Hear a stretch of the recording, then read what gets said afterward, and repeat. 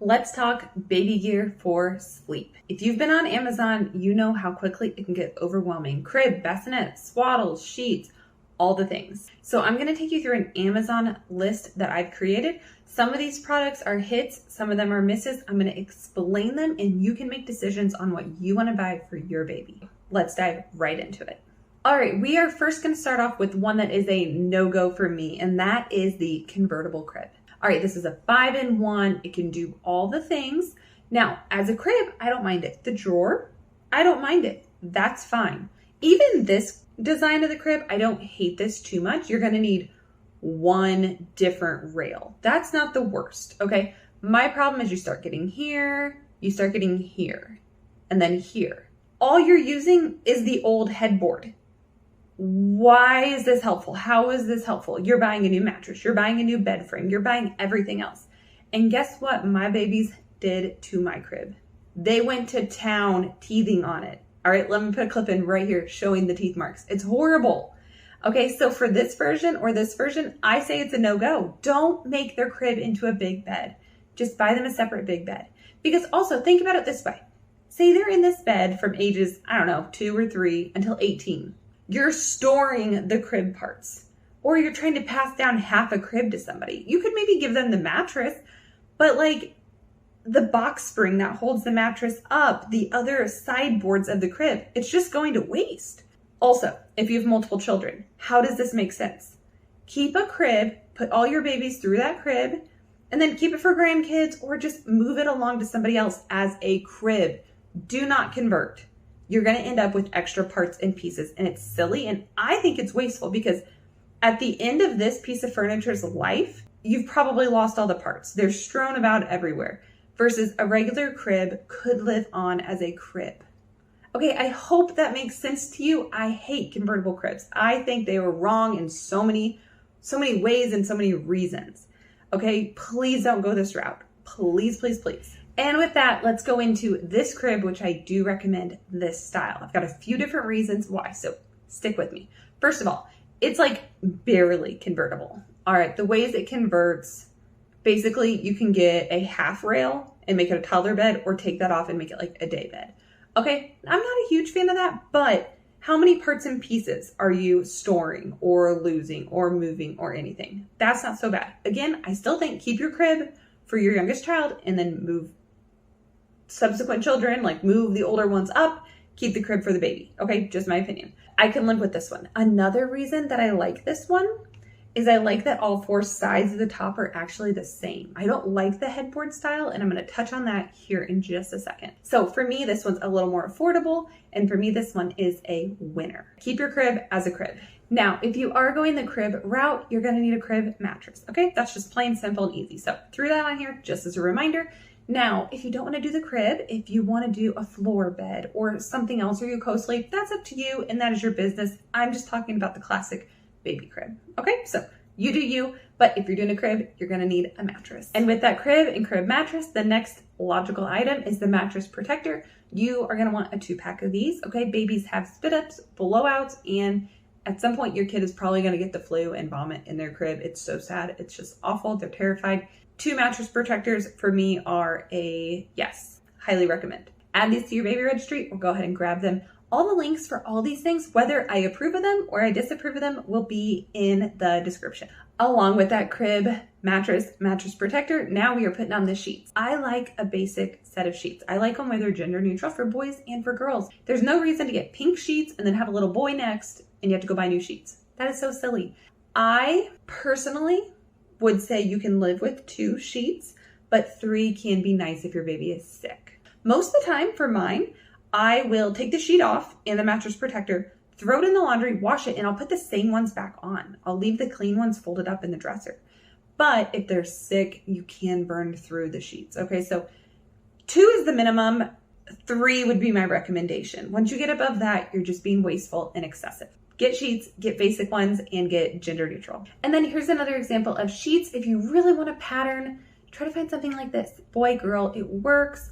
Maybe something like this with the leaves on it. This is my vibe. I like gender neutral, practical, and gonna work for all your kids. Just my opinion on things like this. Don't go gender specific. All right, and I think this is one of my last items for the crib itself, and that would be rail covers for the top. It's up to you. To me, they're not cute on the crib, but then again, neither are bite marks, okay? And it's up to you. Do you want to put the rail covers on before baby bites on the crib? Preventing that damage, but then like you're covering up the crib, so whatever. Or let your baby bite on it and then be like, let's cover up these bite marks with the rail protectors, rail covers. And this is my reasoning for getting a crib with all four sides being the same. See that back side? It's really hard to get a cover to go on that. And guess where my kid chewed? They chewed right about here on their crib. That would be my recommendation, is to get that white crib I showed you where all four sides were equal. And make sure that you are then finding a pack that has 4 pieces, not 3. Like if you notice this one specifically has 3. Watch out for that. Now, maybe you want to start baby out in a bassinet. All right. I actually did not go the bassinet route. We did the crib and I slept in their room in a twin bed, believe it or not. And I was separate from my husband and I was okay with that for a time. It's all seasons of life. If you want a bassinet though, do not get the snoo unless your husband's like a doctor or you are an engineer. Okay. You're going to see influencers out there on YouTube and all the places, and they talk about the snoo and how it's so worth it and so great. You might not be able to afford it, okay? And we don't get to just have everything, even if it's a nice product, okay? For some people, this amount of money is, it's multiple months of the mortgage or the rent, okay? Don't feel pressured into buying crazy expensive baby items like this. Yes, this bassinet might be great, but guess what? Our ancestors lived without it, and so can you. I just threw this on here to truly say, don't feel pressured to buy these luxury baby items. Real and normal people do not necessarily have them. Okay, now let me show you this much more practical bassinet. This is only $100. Okay, that's not bad. Do yourself a favor. Do not buy a $300 bassinet. Okay, they outgrow them so quickly, depending on the size of your baby. Of course, if you got a tiny one, maybe they last in it a while. But honestly, by 4 or 5 months, they're ready to go to the crib. So if you buy an expensive bassinet and an expensive crib, you're not getting the benefit of maximizing the months you're going to get in either item. So for me, we spent what we spent on our crib, but we used it the whole time. So it was more worth it. Does that make sense mathematically? That's how my brain works. So for me, I didn't like the bassinet. It wasn't my favorite option. So for me, it was a no-go for practicality reasons. Like I didn't like the function of it. And then on top of it, financially, it made more sense to just invest in the crib instead of both. All right, so if you're gonna get a bassinet, I recommend getting one that's very affordable. Now, if you're breastfeeding or not, that might impact your decision. I think if you're breastfeeding, I would get one where the side drops down. That way, maybe you can kind of nurse them in bed. We wanna be safe, of course, with sleep. I'm not giving you any advice on how to sleep with your baby. We did not co-sleep, so I'm definitely not someone that can speak on it. Do not feel like every baby product out there you have to have. You do you on your parenting journey, okay? My babies were in the crib on day 1. All right, and they were just fine. We never also had to make that transition from the bassinet to the crib. They never had to learn that difference. And honestly, they always slept in their own room. So they got used to the smell of that room, the darkness level of that room, the noise. If baby's in there with mom and dad, they might hear a different sound machine or dad snoring. They might get used to certain things. I liked them to be in their room from day 1. Again, just our personal preference. And like I said, I slept in there in a twin bed and I really didn't mind. Don't feel like you have to buy every product out there. Skip the bassinet, maybe if that's the choice you want to make, or get one that is very, very affordable, okay? Now, I'd like to give you one more option for baby. First of all, I did forget to mention something earlier. If you want baby in your bedroom, you could skip the bassinet and start them out in the crib. You can put the crib in your primary bedroom if it fits. So keep that in mind as well. Then I want to give this other option as a kind of affordable in-between. So this one's more expensive than the bassinet at $159, but this serves as a pack and play in the future. So it's got that like raised level and like the drop down side. So this can be a bassinet, but in the future that side can go up fully. That insert can come out and potentially it just drops down to the floor level and you have a pack and play. Okay, typically with pack and plays, I don't recommend any of the bells and whistles. I like a plain bassinet. We will come to that soon. But if you want to skip the bassinet, this could be a good option. Okay, so let's move on into those next couple bassinets. Bassinets aren't essential for sleep at home, but I went ahead and threw them on here because they are sleep related for travel. So let's jump into those. Okay, so we had that first pack and play that I recommended if you want to make it a bassinet. Now, This is the pack and play I would recommend if you don't go with that one, if you don't want it as a bassinet, if you just want to pack and play for traveling purposes. I recommend one very similar to this, maybe not this exact one if that's not what you want, but affordable and basic. Don't get the bells and whistles. And the reason for that is when you fold this up, let me see if I can grab a picture of it. Okay, it all is going to fit in that box. All of it's going to fit. When you pack it up, it's done and it's all in one place. That's what I like about this pack and play.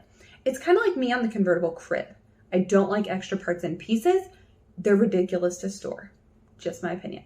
Let me take you into the deluxe pack and play and explain a little further. This pack and play is the deluxe. It'll be linked just like everything else and it'll say pack and play deluxe. I think this looks ridiculous. This is like the Cadillac of pack and plays. You don't need all these things, okay? You don't need them. So you got like diaper organization here potentially. You have a changing pad. You have this little area here underneath for playing, and then you have the full bottom for in the future, okay? You don't need all this because guess what? When you go to pack this puppy up, none of this is fitting. Let me see if I can even find a picture of it. Okay, so when you see this picture, not all the parts and pieces are in here. There's absolutely no way, just the basic pack and play is. So somewhere in your house, you're gonna have this piece being stored. You're gonna have this canopy part being stored. You're gonna have this arch being stored. It's so much, like the changing pad piece, which maybe it flips. I don't know what the deal is there exactly. But you're gonna have all these extras. This piece that clips on. Where are you putting that when you go to put this pack and play away in the future? I don't like the extra parts and pieces. Okay, for me, I changed my baby on the couch. Put a quilt down, like a little baby size quilt. Change them on the floor, take them to their bedroom. I actually changed them in their bedrooms because we don't have a big house.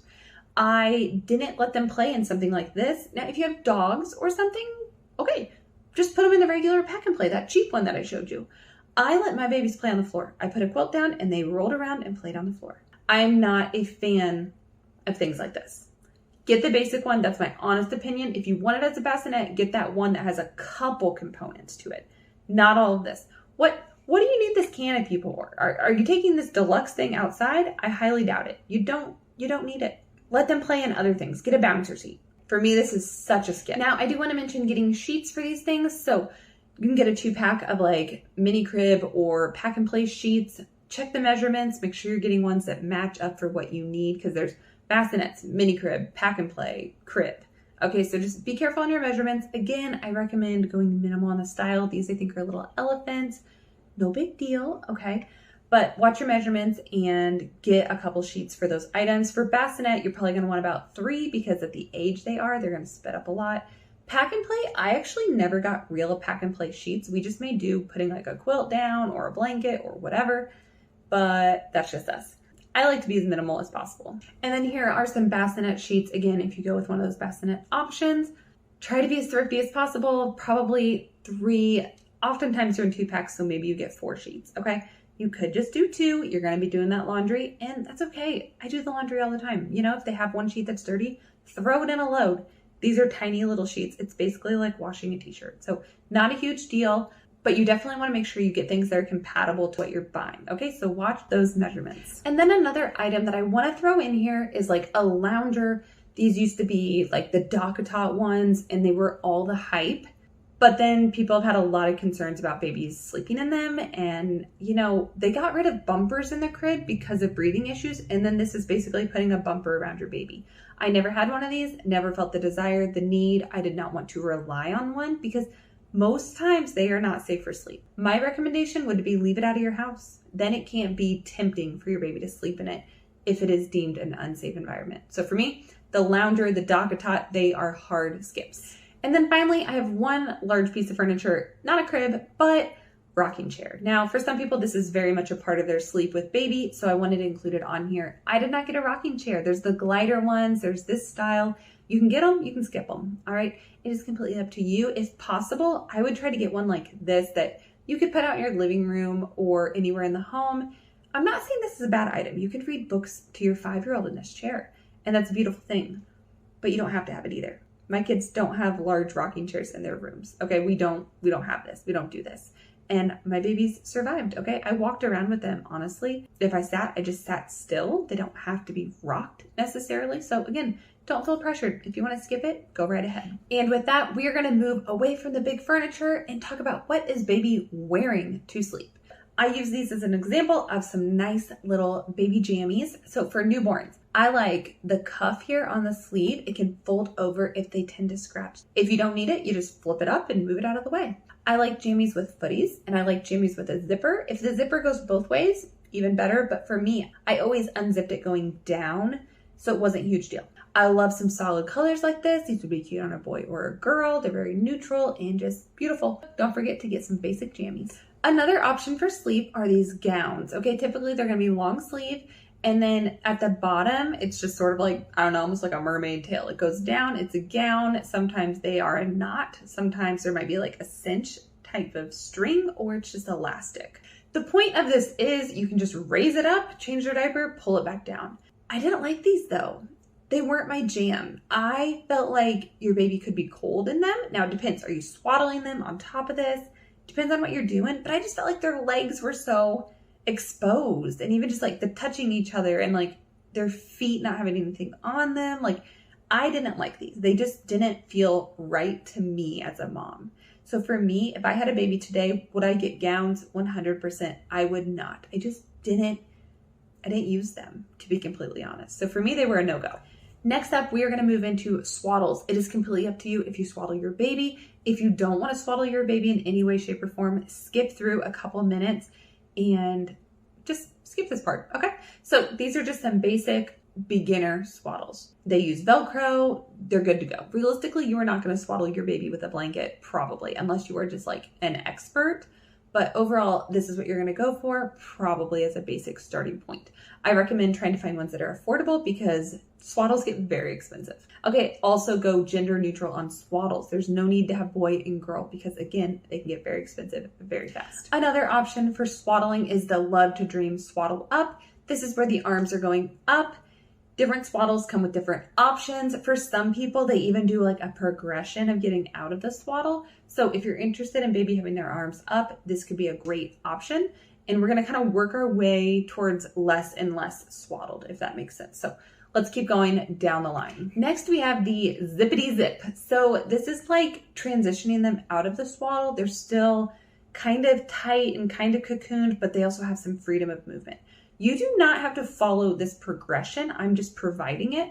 We did not do the zippity zip. We did not. We did pretty much swaddles to putting an arm out and then another arm out, and they were out of the swaddle. But if you're having a tricky time with your baby transitioning, the zippity zip is an option as an in-between step. So just sharing it here today. Again, links will be in the description if you feel like any of these are the right resource for you.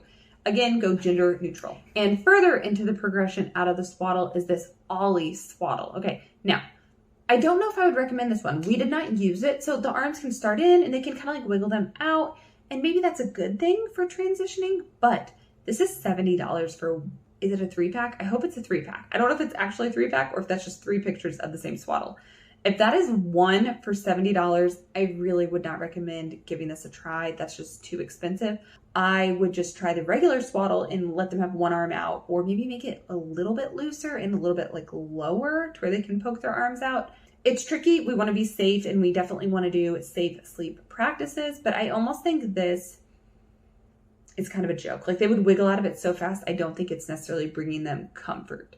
So for me, this probably would be a skip, but if you're interested, here it is. Another sleep item I would probably skip is the Merlin's Magic Sleep Suit. So these suits come in different sizes. You zip them up in it. I think it's almost like a weighted blanket in a way, if that makes sense. It kind of like holds them still. Now the problem is these sizes are very specific, okay? So they're gonna outgrow them. This can be used as a transition out of the swaddle, but I honestly think this is an item where you get stuck using it and they get very stuck. And I think it would be very hard to get them out of this item. So for me, we did not do this. We did not experience it. When people do use it, they might love it. It is an option, but I think it's one where you could get very, very stuck and eventually they outgrow it, or you keep having to buy more. And you know, before you know it, you spend $150 on Merlin's Magic sleep suits. Okay, so if you're interested in this, I would consider looking for it secondhand, see if that's an option.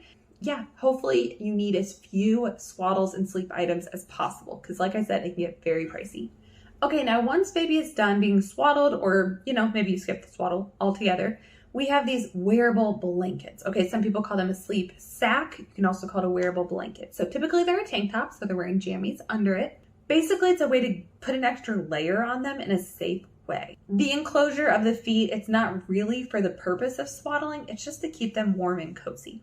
These are honestly a great sleep accessory because we are not supposed to put blankets on baby for quite a while. Okay, so this is your option, is a wearable blanket or a sleep sack, as they call them.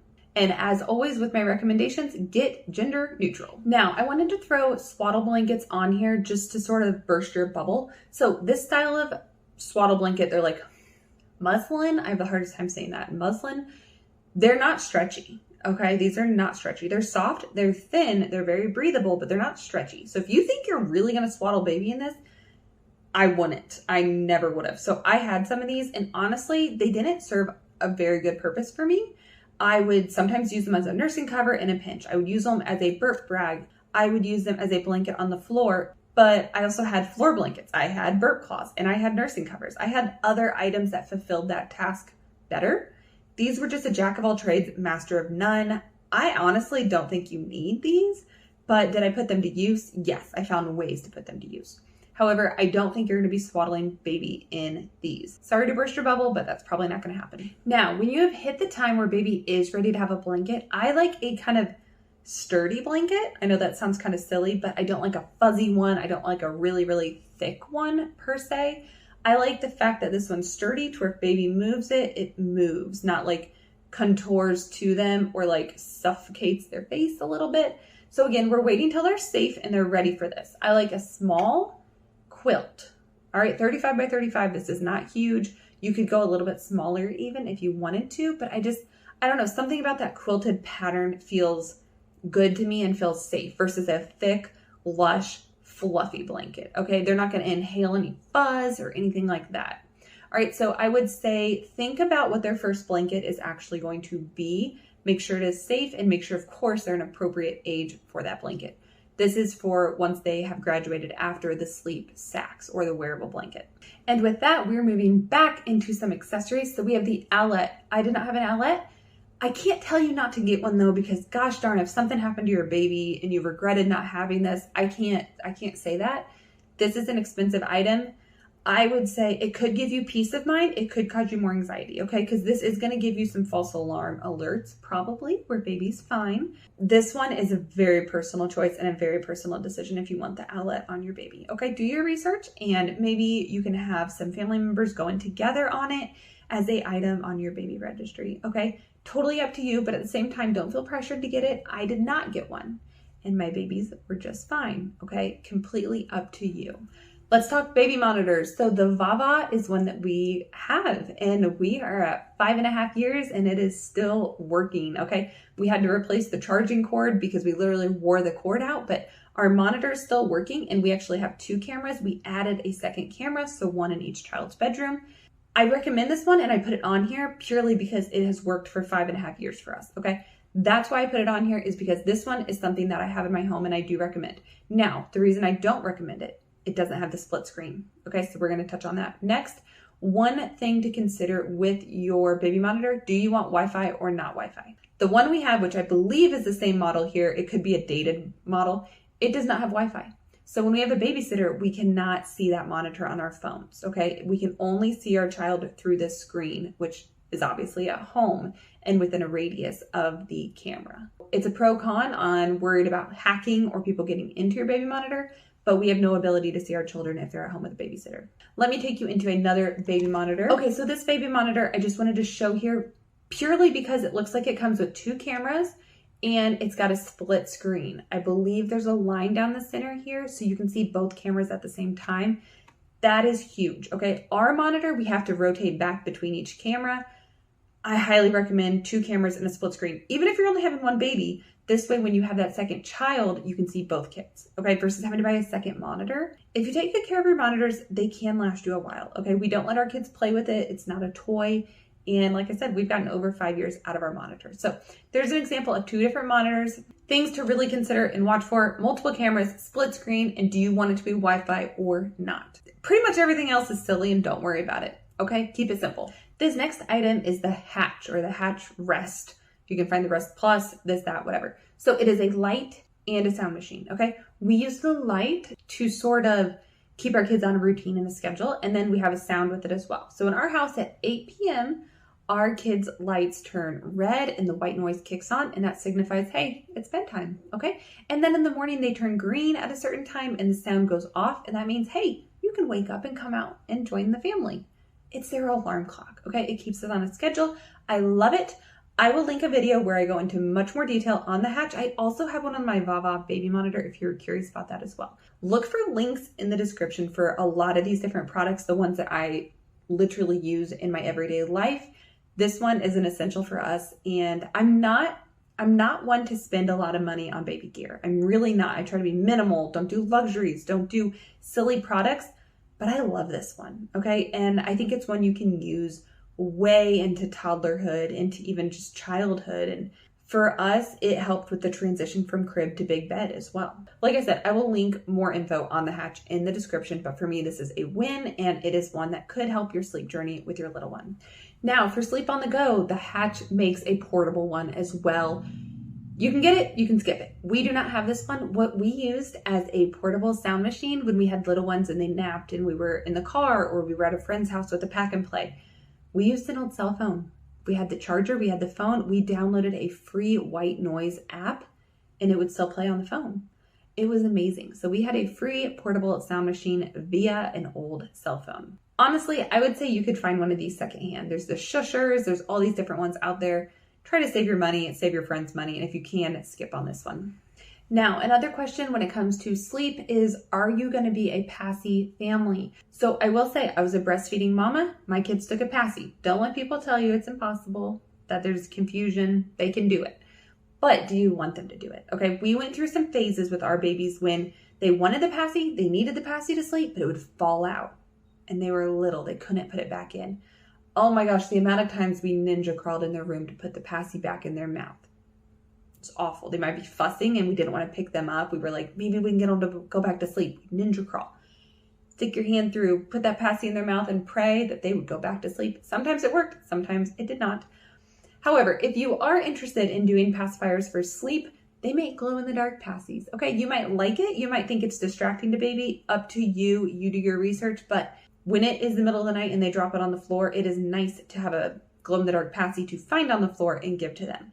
If you don't buy glow-in-the-dark, here is my pro tip. We did not do a ton of passies, but we would put baby to bed with a passy in their mouth, and then on the dresser, where they didn't really pay attention or know about it, we would have, say, like 1 or 2 pacifiers lined up.